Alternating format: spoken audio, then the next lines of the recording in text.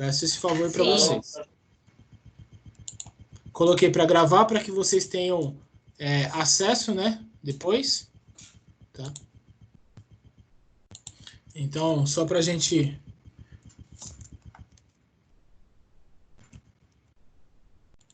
Erros técnicos. Pronto.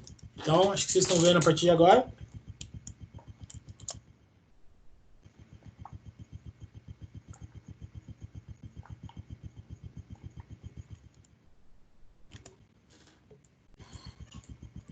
Aí, a nossa aula relacionada com mitocôndria, tá? Quem quiser procurar depois, tá? Os laboratórios aí que eu faço parte, a gente trabalha muito com biologia molecular do exercício e com genômica nutricional, tá? Depois, se alguém quiser me procurar, eu estou plena disposição para conversar em relação a isso. Enfim, primeiro de tudo sobre as mitocôndrias. Bom, veja o seguinte. Essa aqui é uma bactéria, tá? Ou um ancestral formado que era uma bactéria. Tudo bem? Essa é uma estrutura de uma bactéria. Veja, tem uma dupla camada de membrana, tá? Tem uma dupla camada de membrana, tá? E dentro, tá? Tem o citoplasma, tudo bem? Percebam, gente, que o citoplasma aqui, tá? Não tem nenhuma organela celular, tá? O citoplasma da bactéria, aí sim é citoplasma, tá? Ele só possui o código genético, que não tem nem núcleo, tá? Então, existe só uma membrana aqui e aqui dentro o código genético. Tudo bem? Então, essa é uma bactéria incomum, tá? Isso aqui é uma bactéria geral. As bactérias têm, normalmente, essa estrutura aqui, tá bom? Olha que interessante como é uma mitocôndria de uma célula. Tá? E olha que interessante também como é um cloroplasto de uma planta. Tá? É igualzinho, gente. Tá vendo? Então, a mitocôndria ela tem essas invaginações aqui, tá? Essas microvilosidades, tá? De um pouquinho de diferente. Mas a mitocôndria também tem o seu DNA aqui dentro, ó, espalhado, tá? Tem umas proteínas, tem uns ribossomos aqui dentro, tá? Aqui, assim como a bactéria. Tem umas proteínazinhas, tem uns ribossomozinhos aqui para produzir umas proteínas e tem um código genético, é só isso. Cloroplasto, a mesma coisa. Tá? É por isso que a gente fala que é um dos motivos que, por ser tão parecidos, tá, a gente entende que as mitocôndrias e os cloroplastos, em algum momento da sua vida, foram bactérias. Em algum momento da vida, tá, há milhões de anos atrás, tá, existia uma bactéria em si, tá, uma bactéria que era muito especial. Por quê? Porque era uma bactéria que conseguia produzir energia muito bem. Tá? E aí, por produzir energia muito bem, tá? A célula humana foi lá e englobou aquela célula. Tá? E aí ela produzia energia muito bem, a célula falou assim, não vou te matar não, eu vou te escravizar. Você vai produzir energia para mim. Só que também eu vou fazer um favor para você. Eu vou te dar proteção, eu vou te dar alimento, eu vou te dar algumas proteínas para você exercer a sua função. Então ficou uma relação onde as mitocôndrias ajudavam as células e as células ajudavam as mitocôndrias, que é o que a gente chama na biologia de mutualismo, tá? Ou de simbiose, tá? Simbiose significa o equilíbrio. Tá? Então, a teoria é a seguinte: começou por uma bactéria que foi englobada por uma célula e ali por uma relação de simbiose, tá? Essa bactéria ficou dentro da célula, que um dia virou a célula humana. Por isso que chama-se de teoria endossimbiótica. Tudo bem? Até o momento, é isso que vocês precisam saber. Beleza, gente? Professor, o Mike tá tentando entrar e você não liberou ele ainda. Vamos lá. Pronto, Professor. agora eu admiti aqui. Oi. Professor, me explica o que é invaginação. Invaginação são essas coisas aqui, ó, tá vendo, ó? Essas estruturas aqui, ó, sabe, tá vendo? É parecido com um intestino delgado. O intestino, ele não se enrola. Tá vendo, ó? Isso aqui, ó, em vez de ser uma membrana redonda, tá vendo? Ela promove invaginações, entradas, tá vendo? Então eu Essas lembro de entradas. entradas, ou vilosidades, tá? Isso aqui é a mesma coisa quando os nossos dedos enrugam, tá? O nosso dedo enruga pelo mesmo motivo para fazer a mesma função. Tá? O nosso intestino é do formato que é o intestino pelo mesmo motivo. Tá? Qual é o motivo? Alguém sabe? Isso que eu ia te perguntar agora, professor. Qual é o motivo aqui? Aumentar a superfície de contato. Pensa só nessa membrana aqui, ó. Se ela fosse redonda, ela teria um tamanho, certo? Como ela entra, ela sai, ela entra, ela sai, ela entra, ela sai, ela entra, ela sai, ela entra, ela sai, ela aumenta a sua área. Entendeu? Vocês sabem, eu falei que o intestino delgado ele faz a mesma coisa, não falei? Vocês sabem qual é o tamanho de um intestino delgado do ser humano? 7 metros. 5 metros, em média. 5 metros. De 4 nas mulheres e de 5 nos homens, em média. 5 metros dentro da nossa barriga, dentro da nossa cavidade abdominal. Como que cabe 5 metros ali dentro? Ondulado, assim, tipo pela sabinha. Como que cabe? Enrolando. Então ele vai se enrolando. Na biologia, a gente chama essa enrolação de invaginação. Tudo bem? Por isso que eu falei de invaginação. Aqui, ó, as invaginações profundas da membrana mitocondrial interna e o sistema de membranas interno dos cloroplastos abrigam a maquinaria para a respiração celular e fotossíntese, respectivamente. Então, a mitocôndria faz essas invaginações para aumentar a superfície, a área de contato, tá, da membrana interna. Por que ela aumenta a área de contato aqui? Por que ela faz isso?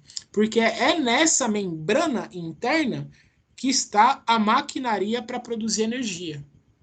Então, quanto maior for a sua área, maior é a maquinaria, mais energia ela é capaz de produzir. Tudo bem? Tá vendo? Ela tem todas as suas microvelocidades aqui. Ó. Tudo isso aqui que a gente vê chama-se de invaginação. Tudo bem?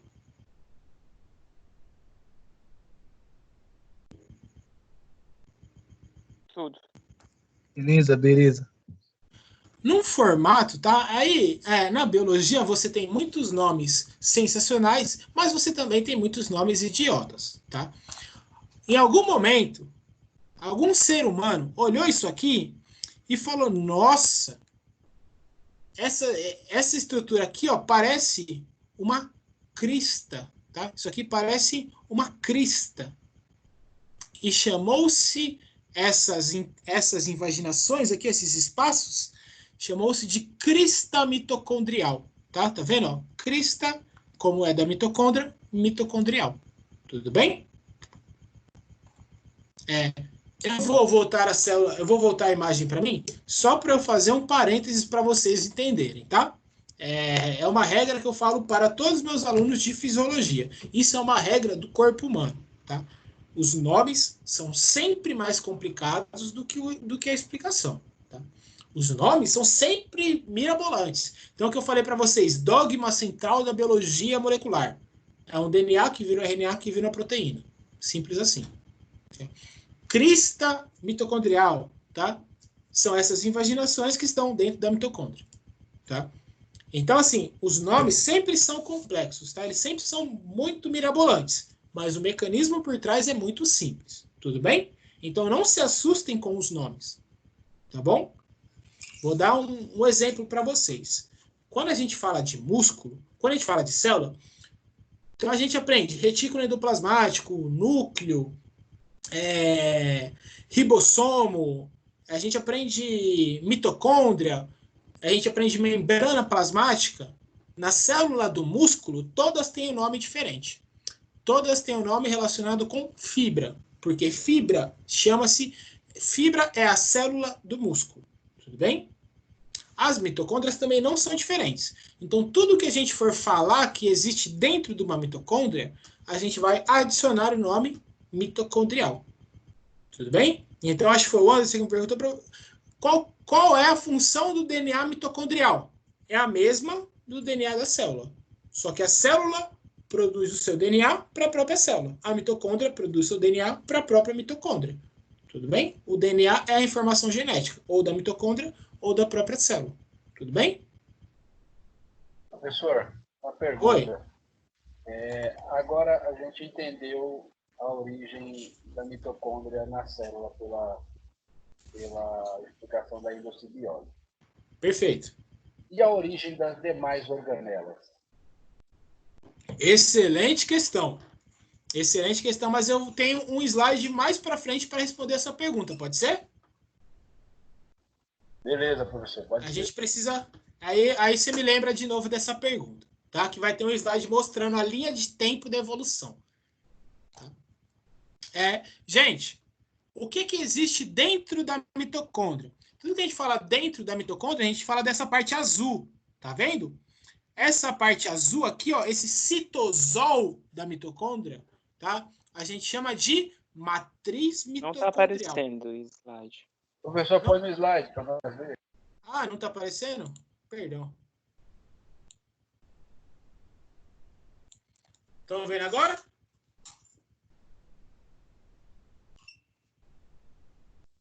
Sim. Sim? Então, vamos lá. Todo aquele líquido que a gente tem dentro da célula, tá? A gente chama de citosol. Falei para vocês já, certo? O citosol da mitocôndria é toda essa parte azul, tá vendo? Como se fosse uma piscina, tá vendo? Inclusive se um dia eu tiver dinheiro para ter uma casa com piscina, a minha piscina vai ter um formato de uma mitocôndria, com certeza, tá? Mas, enfim, tá? Essa piscina aqui, tá? Esse líquido aqui azul dentro, tá? É chamado de matriz mitocondrial, tá? Então, não chama-se mais de citosol. Dentro da mitocôndria, chama-se de matriz mitocondrial. Tá bom? É só o nome que é diferente. A explicação é a mesma. Tudo bem, gente? Então, se cai uma questão na prova, qual o nome dado ao líquido encontrado dentro da mitocôndria? Matriz mitocondrial. Matriz mitocondrial. É o citosol da mitocôndria. Tudo bem? Não é o líquido da mitocôndria, porque a mitocôndria também produz água, tá? Mas é o espaço interno da mitocôndria, onde contém todas as organelas mitocondriais. Entenderam? Fica mais bonito falar assim.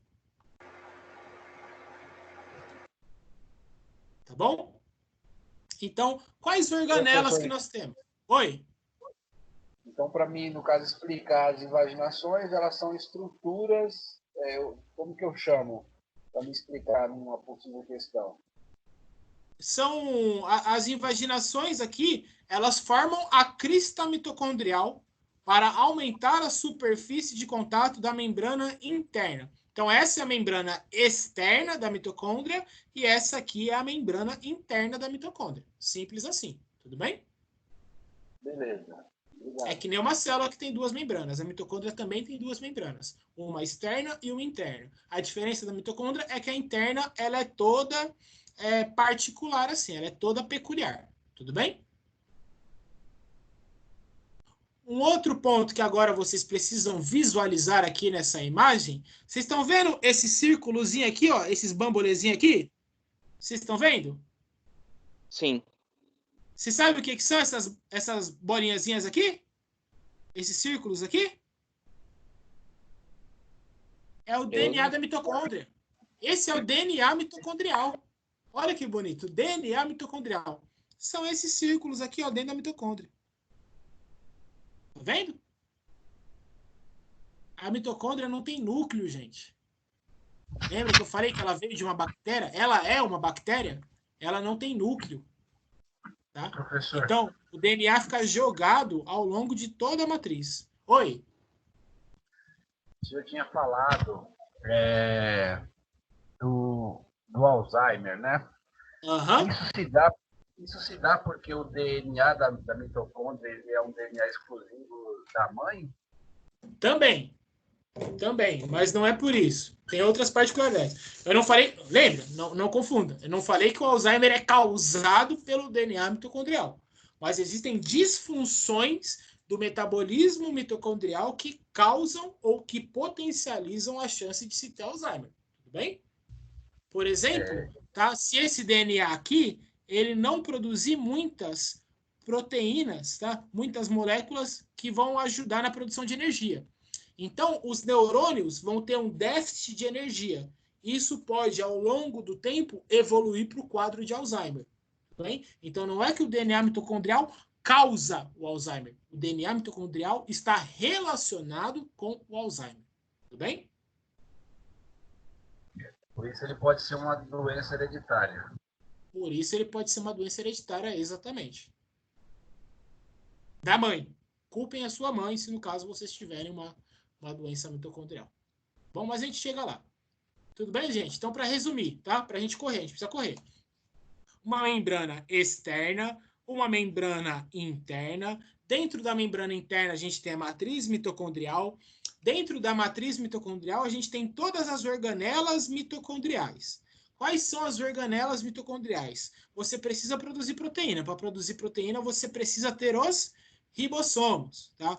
Você precisa ter o DNA, tá? Você precisa ter o seu DNA, que é o DNA mitocondrial, tá?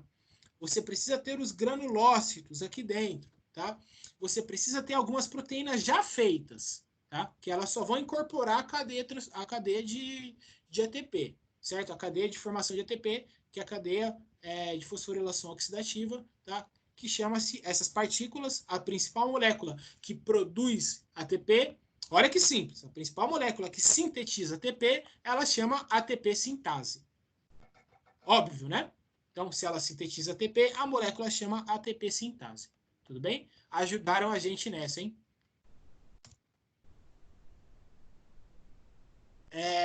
Um amigo, ele falou aqui, e eu achei até bacana que ele tenha falado, ele falou assim, professor, eu queria um corpo humano do meu lado, eu queria ver a célula. Essa aqui é uma visão do microscópio, tá? Então, se você tiver um microscópio eletrônico, tá? Que é caríssimo, eu nunca vi na minha vida, eu confesso para vocês, tá? Eu só vi por imagens.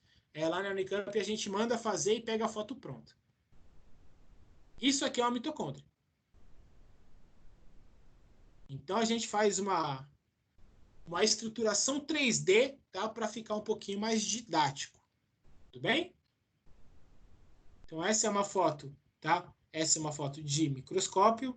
Essa é uma imagem mais tridimensional de uma célula mitocondrial, tá? E essa daqui é um desenho, um esquema da mitocôndria. Todas elas mostram a membrana interna, a membrana externa, as cristas mitocondriais, tá? O espaço intermembranas, tá? Então, você tem a membrana externa e a interna, você tem um espaço entre as duas, que é importante para a gente lembrar, tá?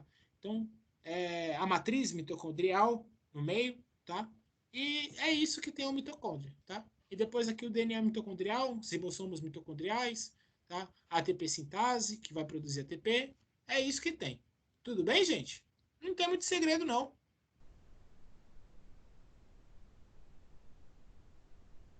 Tudo bem. No microscópio, a gente sempre vai ver preto e branco? No eletrônico, sim. O microscópio eletrônico, ele só dá a imagem preto e branco. Tá?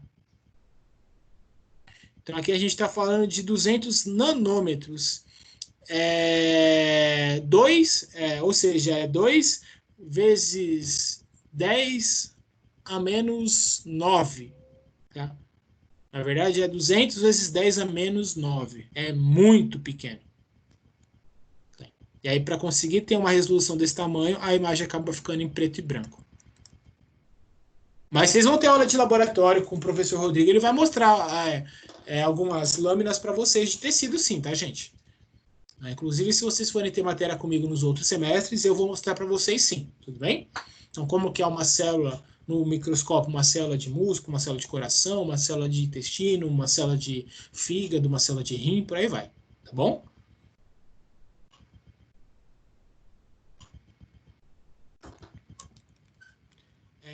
Aqui o que eu preciso mostrar para vocês, tá?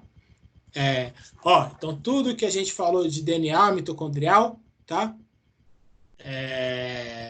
Em relação ao que o DNA mitocondrial faz, tá? As proteínas que ele codifica, obviamente que todas as proteínas que o DNA mitocondrial produz são proteínas que servem apenas para a mitocôndria, tá? E qual que é a função da mitocôndria? Produzir energia. Logo, todas as proteínas, tá? Ou a grande maioria das proteínas que a mitocôndria produz é para produzir energia, tá? Ou para se multiplicar. É um ou outro. Tudo bem? Gente, tá tudo bem? Vocês estão entendendo? Sim, sim. Eu sei que é muita coisa. O que eu quero saber é se vocês conseguem entender ou não para acompanhar. Tudo bem? Professor, repete, por favor. O DNA mitocondrial, ele vai produzir proteínas mitocondriais. Tudo bem? Esse DNA aqui, ó, tá vendo? Ele vai produzir algumas proteínas mitocondriais, certo? Se é o DNA mitocondrial que produz uma proteína mitocondrial, aonde que a proteína vai exercer a sua função? Na célula. Não, na mitocôndria. Ela não vai sair da mitocôndria e ir para a célula, tudo bem? Não faz sentido, né? Porque se ela fosse produzida da mitocôndria para ir para a célula, era mais fácil ela ser produzida no núcleo da própria célula. Entendeu? Então, todas as proteínas que a mitocôndria, o DNA mitocondrial produz, elas vão ter funções mitocondriais. E qual que é a principal função da mitocôndria? Produzir energia. Portanto, a função das proteínas mitocondriais, elas são de produção de energia. Tudo bem? Sim, professor, entendi. É como se fosse o combustível da mitocôndria para que ela pudesse trabalhar, alterar as funções externas dela. Exatamente. E aí toda essa teoria endossimbiótica, toda essa maravilha que eu estou falando de mitocôndria, tá? A gente deve, tá? Principalmente a essa senhora aqui, ó. Essa senhora, tá? Chamada Lynn Margulis, tá? É basicamente por ela que nós devemos aí todo o nosso conhecimento, ou grande parte do nosso conhecimento das mitocôndrias, tá? Onde que eu encontro ela para mim conversar com ela mais um pouco? Onde você encontrar ela? Excelente ponto, tá? Vai mostrar aqui, eu acho, tá? Não mostra aqui, mas ela escreveu um livro chamado Teoria da Evolução Celular. E nessa teoria da evolução celular, na década de 60, se eu não me engano, no ano de 1966, que ela publicou esse livro, tá? Uma das teorias da evolução celular é essa teoria da endossimbiose, mostrando que a mitocôndria foi apenas um processo de evolução da célula. Mas deve ter uns vídeos no YouTube dela também, tá? Umas palestras, com certeza deve ter algumas coisas dela sim. O que diz a teoria da endossimbiose por definição, tá, gente? Eu sei que vocês entenderam, mas o que ela diz por definição? Vamos lá. Uma célula eucariótica, tá? Primitiva. Tá? Então, a célula eucariótica é a que deu origem à célula animal, tá bom? Uma célula eucariótica englobou por endocitose. Então, ela colocou para dentro, tá? Uma célula procarionte autotrófica, ou significa o quê? Que ela produz o seu próprio alimento. Olha que interessante essa bactéria, tá? Então, uma célula procarionte autotrófica que passou a viver em seu citoplasma, tá? Ou citosol. No caso, ainda era citoplasma. As células eucarióticas passaram a consumir o gás oxigênio enquanto ofereciam abrigo e alimento para as células procariontes. Vocês estão entendendo, gente? Então, uma célula eucariótica sem mitocôndria, ela é uma célula muito boa, mas é uma célula que não produz energia. Ela não consegue captar oxigênio do ar. Ela não consegue pegar a luz do sol para produzir carboidrato, para produzir energia. Tá? Ela não faz isso. Então, em algum momento da evolução, tá? essa célula eucariótica englobou uma célula autotrófica, tá? Que essa célula autotrófica tem como função produzir o seu próprio alimento, tá? Produzir a sua própria energia, no caso, né? E aí, elas ficaram, você dá aqui, você recebe ali. Então, as células eucarióticas consumiam o gás oxigênio das procariontes e as células procariontes tinham abrigo e tinham alimento para produzir a sua maquinaria. Então, ficou uma relação de endossimbiose, pois as duas células estavam intimamente relacionadas e, a partir do momento que elas se juntaram, olha que bonitinho, elas não poderiam viver separadamente uma das outras. Oh. Oi? Antes da endossimbiose, como que a célula eucariótica vivia? Ela produzia o próprio oxigênio dela? Ela produzia energia de uma maneira muito limitada. Por isso que ela não tinha nenhum mecanismo. Ela não tinha ribossomos, ela não tinha retículo endoplasmático, ela não tinha peroxissomos, porque ela não tinha energia para nada disso. Era só um micro-organismo vivo. Ela tinha núcleo. Ela era organizada. Está quase respondendo a pergunta que eu te fiz. Então, quase lá. Olha aqui, então, para responder essa pergunta, olha lá. Tá? A gente tem, tá, uma célula eucarionte, tá? Vocês percebem aqui algumas coisinhas já dessa célula, tá? Como um retículo, um núcleo, tá? Aí ela englobou um procarionte ancestral, aeróbio, ou seja, produz o seu alimento pelo ar, dependente de oxigênio, tá? Com o tempo, tá? Essas células viraram as mitocôndrias, tudo bem? Mitocôndria é uma célula especializada em produzir energia através do oxigênio, tá? Então essa é uma célula eucarionte, tudo bem? As plantas foram além do ser humano. Tá? As células que dão origem às plantas, elas falaram, opa, se eu englobei uma e deu certo, por que não englobamos outra? Aí foram lá, englobaram uma outra, tá? Muito parecida com a mitocôndria, tá? Só que essa daqui, ela pegava energia da luz solar. Então, ela pegava alimento da luz solar.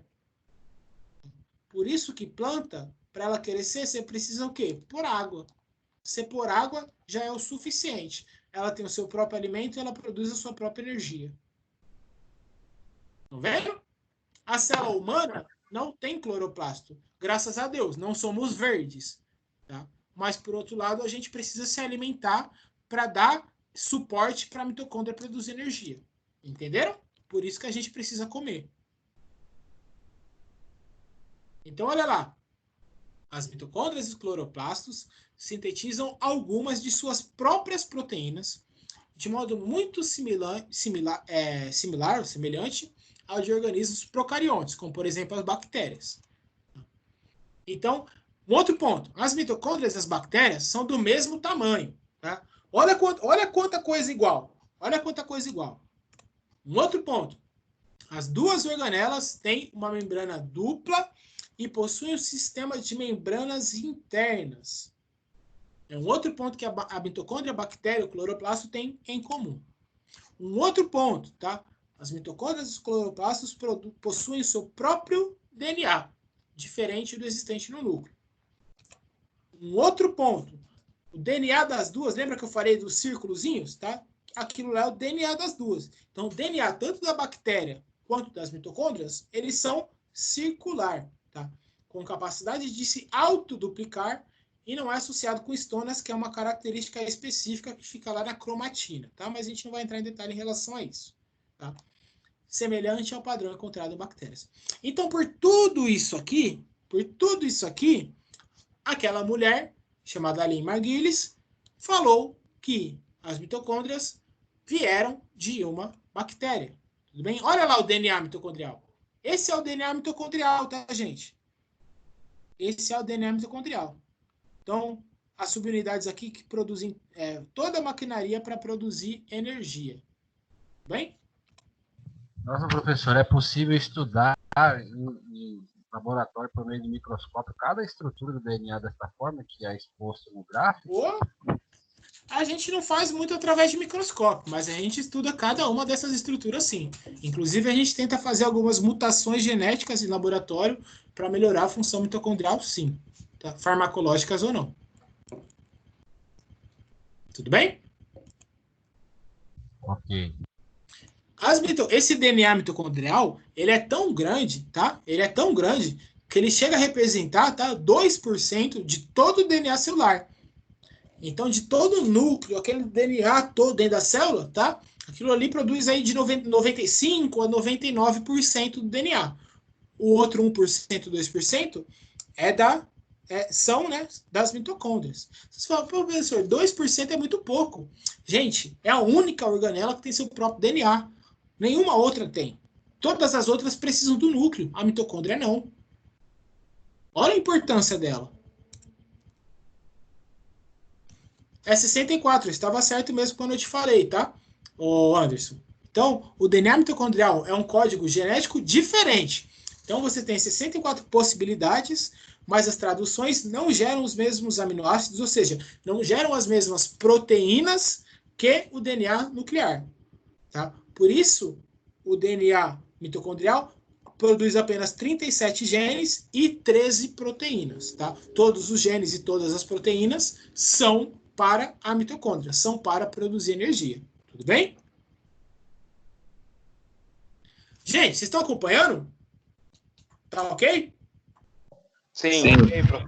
Tá top. Sucesso. Vamos falar um ponto interessante, um ponto bacana? Olha que legal. Vocês sabem qual célula que é essa aqui? Espermatozoide.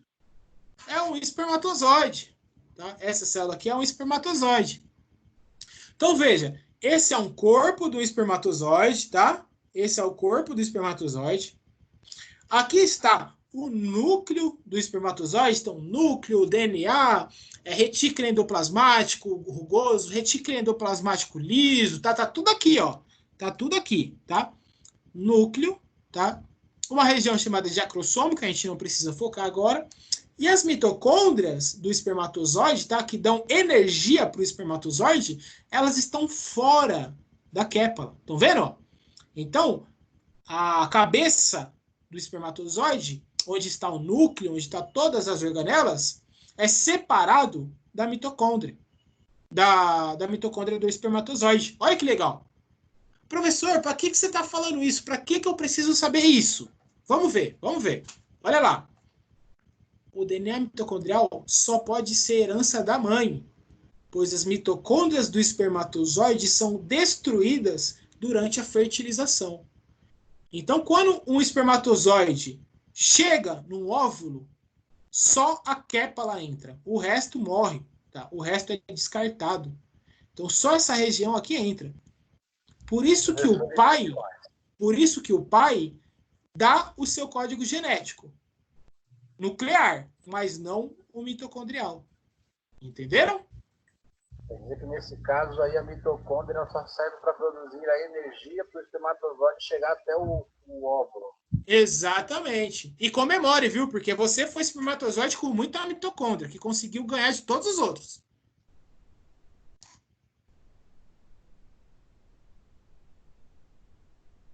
Mas é justamente isso, tá certíssimo. Todos nós fomos espermatozoides vencedores. Tá? Pelo menos essa vitória todo mundo teve na vida. Professor, me tira uma dúvida. Oi. Você falou desse negócio que a gente todos somos vencedores, mas eu já ouvi falar que, na verdade, a gente é o que ficou por último. Isso é verdade? Não que eu saiba. Você foi o espermatozoide que conseguiu fecundar o óvulo da sua mãe. Sim. Eu acredito que ele seja o que conseguiu fecundar, um dos primeiros a chegar. Agora, se ele foi o primeiro de verdade, aí eu acho que talvez não. Mas o último também acho que não. Mas ele foi o que conseguiu fecundar. Ah, tá. É que eu tinha visto que era como se os primeiros fossem para, tipo, lutar e o último que ficasse seria o vencedor de verdade. Não, interessante, pode ser. Mas eu acho que não chegam todos, tá? eu acho que não é o último, não. Isso, na verdade, com certeza não é. Mas que pode existir espermatozoides que chegaram antes, mas que foram eliminados pelo sistema imunológico, pelos lisossomos do ovário e tudo mais. Isso sim, pelas paredes, As que não paredes atravessou também, a né? parede. Isso, tá? Isso pode sim ser verdade. Acredito que seja, inclusive. Tá bom? É um bom ponto aí. Obrigado por ter até falado. Muitos ficam na parede do Isso, do útero, né, ovário. professor? Isso.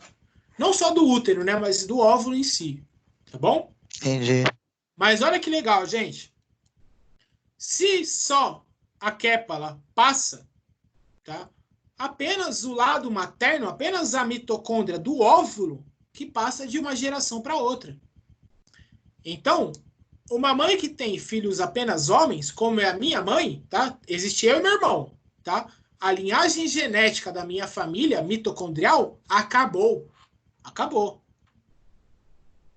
Por quê? Porque nem eu vou passar a minha linhagem mitocondrial para o meu filho, nem o meu irmão vai passar a linhagem mitocondrial dele para os filhos dele. Professor, volta aí, não entendi.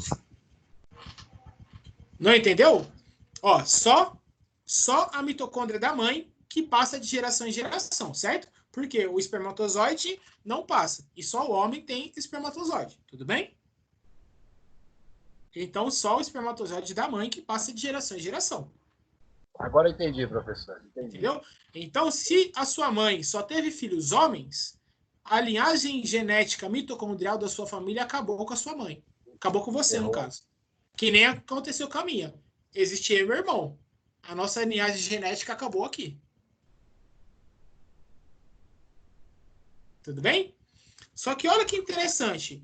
A gente está andando para frente, certo? A gente está olhando para a reprodução, para os nossos filhos, né? E se a gente olhar para trás? O que vocês acham que acontece? Então, primeiro de tudo, tá? No próximo Dia das Mães, escreva esse cartazinho para elas, tá? Agradeça a elas, mãe, você me deu algo que o papai nunca poderia ter me dado, que são as mitocôndrias. Olha que bonitinho, tá? Ela não vai entender nada. Mas você vai, esse é importante. Mas olha isso que eu tô falando para vocês, gente. Veja bem, vamos raciocinar. A gente está olhando para frente, né? E se a gente olhar para trás? O que vocês acham que a gente vai encontrar se a gente olhar para trás? Vamos, gente, falem.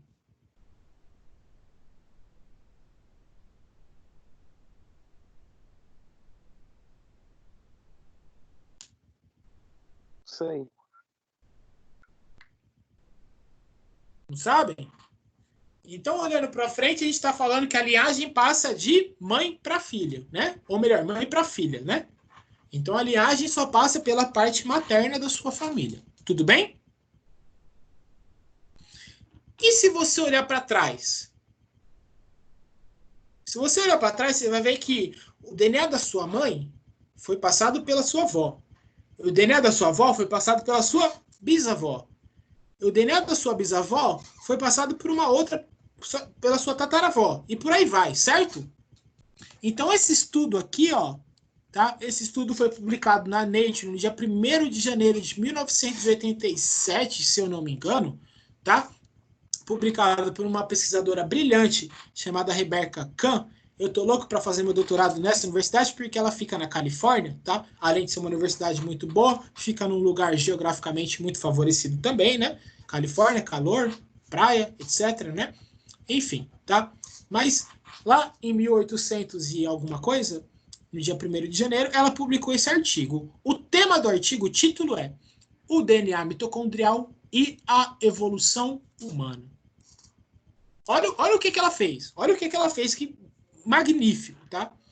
Ela analisou, esse grupo aqui, eles analisaram o DNA mitocondrial de 147 pessoas dos 5 cantos do mundo, tá? De todos os continentes. Tudo bem? Estão acompanhando? Estou acompanhando, Aí, professor. Eu não estou acreditando que vai ser isso, não.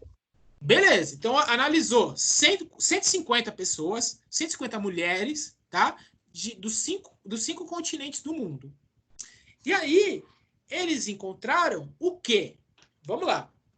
Eles encontraram que esse DNA mitocondrial, tá? Em algum momento da vida, ele surgiu de uma mulher.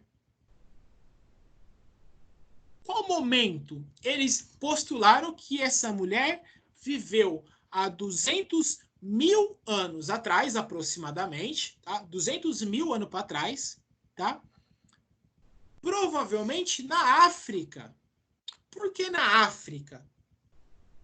Porque quando eles eu falei para vocês, eles avaliaram mulheres dos 5 continentes do mundo, certo?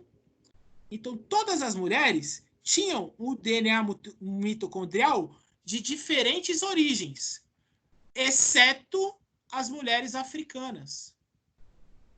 Ou seja, nos outros continentes do mundo, o DNA foi mudando devido à colonização. Na África, até hoje, o DNA das mulheres e dos homens são muito similares. Ou seja, o DNA da população africana mitocondrial não mudou muito. Por isso que eles postularam que essa mulher viveu há 200 mil anos atrás, provavelmente na África. Então, pessoas que foram para outros lugares do mundo, foram se miscigenando, foram se colonizando, foram fazendo todas as expansões, né? E o DNA mitocondrial foi se dividindo, foi se misturando. Mas na África, não. Na África, quem não saiu da África manteve o seu DNA mitocondrial muito parecido. Tá? Então, esse estudo descobriu, tá, através da ciência, que em algum momento da vida, uma mulher deu origem a todas as outras. E aí esse estudo ficou conhecido como Eva mitocondrial. É uma forma de tentar mostrar que a Eva de fato existiu. Não que ela foi a Eva, né? Mas que uma mulher, tá, deu origem a todas as outras. Tá? E aí eles fizeram até um modelo, tá, de reconstrução facial. E eles chegaram nesse rosto aqui. Então essa mulher, há 200 mil anos atrás, deu origem a todas as outras mulheres do planeta Terra. Olha que bonito. Professor. Oi.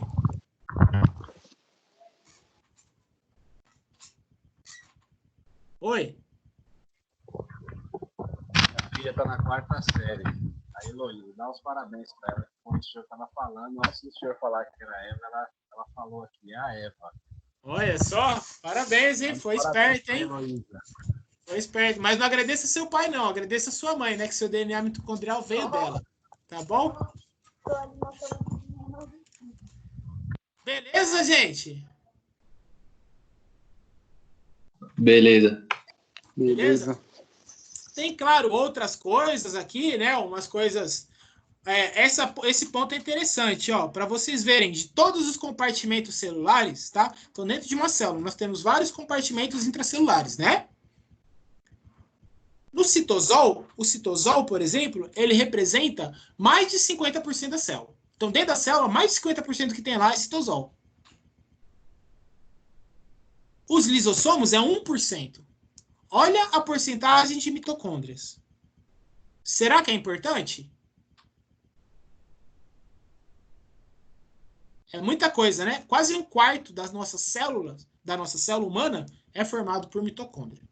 Por quê? Porque precisa de energia. Tudo bem? Aí a gente tem 9% do retículo de Golgi, 6% do complexo, né? Do retículo gozo, perdão, 9%, 6% do complexo de Golgi, 6% núcleo. O núcleo representa 6%, as mitocôndrias 22%. Para vocês verem a importância da célula. Beleza, gente? Beleza, professor. Beleza. Oi. Sobre a origem do restante das organelas. A origem do restante das organelas, a partir do momento que a célula animal... Eu achei que tinha aqui o slide, mas não sei o que aconteceu. Deixa eu ver se eu trago aqui. A origem das células animal, a partir do momento que elas começaram a ter energia, elas começaram a evoluir. E como que foi se dando essa evolução? Essa evolução foi se dando através da formação de novos complexos para determinadas funções. Então, nada mais, uma célula não fez nada mais do que contratar, né? Contratar, ou no caso, formar, sintetizar outras organelas especializadas em fazer uma determinada função. Então, as outras organelas, elas não foram adquiridas, elas foram formadas. Tudo bem? Então, o vacúolo, por exemplo, ele foi formado através da membrana plasmática. Pegou um pedacinho da membrana que forma um vacúolo. Tá? O retículo liso, tá? Mesma coisa. O retículo rugoso, a mesma coisa. Os ribossomos já tinha. Tá? Os peroxissomos, foi a mesma coisa. Então, você tinha uma enzima chamada catalase, tá? Essa catalase se juntou com outras, e aí se formou uma membrana, e a partir do momento que se formou uma membrana, você tem uma nova organela. A sua pergunta é interessante porque ela dá origem a uma outra pergunta. Professor, então você está querendo dizer que a nossa célula, daqui a muitos anos, daqui a milhares de anos, daqui a milhões de anos, ela vai fazer novas organelas para novas funções? Sim. Sim. Professor, eu te fiz essa pergunta porque foi uma das perguntas de um dos trabalhos que a gente fez no primeiro semestre. E eu achei muito pouco conteúdo na internet para responder essa questão. É bem difícil essa questão. Você vai achar no Alberts, tá? Que é esse livro aqui, ó. Biologia Molecular da Célula, o principal livro mundial que tem, tá? Sobre biologia molecular da célula. Aqui eu trago a referência de 2010, mas tem a referência já de 2017, que é a 6ª edição, um pouquinho mais nova, tá? Mas tudo relacionado à biologia molecular, à evolução, você vai achar no Alberts, tá? Bruce Alberts, Biologia Molecular da Célula. Beleza? Gente, beleza, professor. Obrigado. Eu gostaria muito de explicar esse slide para vocês, tá? Esse slide aqui mostra que uma usina hidrelétrica não é diferente de uma mitocôndria, tá? Não é nem um pouco diferente, na verdade é igual, tá? Na verdade, a pessoa que criou, que teorizou uma usina hidrelétrica, ela deve ter plagiado a mitocôndria, tá? Mas nós já passamos bastante do tempo, não quero atrasar mais a vida de vocês, tá? Só agradeço pela atenção, tá? Não sei como vai ser a prova de vocês, isso vocês têm que ver com o professor Rodrigo, tá?